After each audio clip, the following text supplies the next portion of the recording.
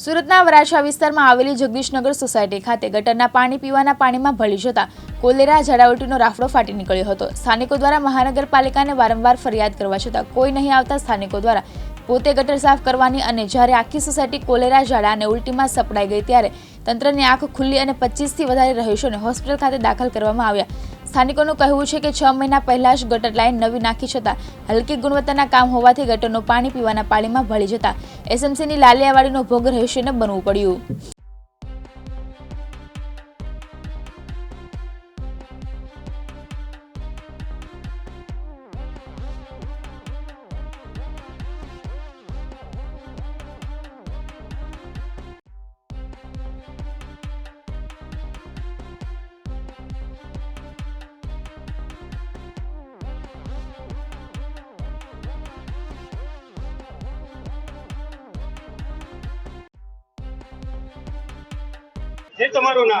महेश झालावाड़िया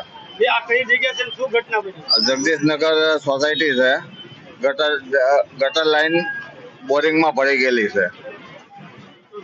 पानी पीवाना पानी में भरी गई है।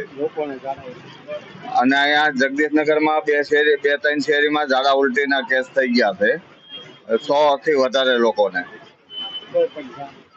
एसएमसी वाला में मैं फरियाद वाला गटर ની કરી છે આવીને લાઈન જેવી તેવી ચાલુ કરીને વહી જાય પાછા બીજે દી હતો એને પ્રોબ્લેમ હોય। આ જાજો એસએમસી વાળાની લીલિયાવાડી થી ને થાય છે ગટરો હરકી સાફ કરતા નથી ને બીજે દી પાછો પ્રોબ્લેમ હોય એનો એ રહી છે અને શેરીઓ 15 દિવસ સાફ કરવા આવે છે। વેરો પુષ્કળ લે છે પણ સાફ સફાઈ સુવિધા કઈ આપતા નથી એસએમસી વાળા। આ દિવાળી પછીનો એક દારો છે।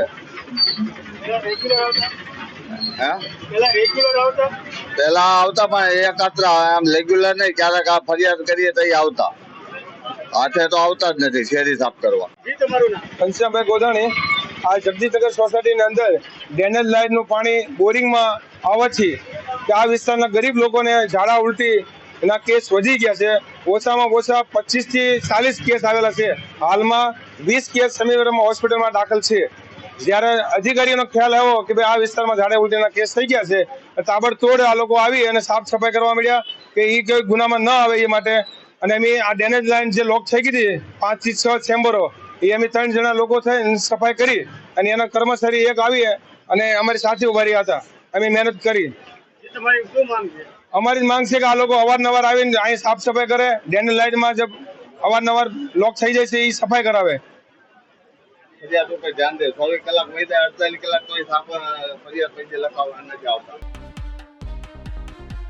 કાનાભાઈ મેર, દિવ્યાંગ ન્યૂઝ, સુરત।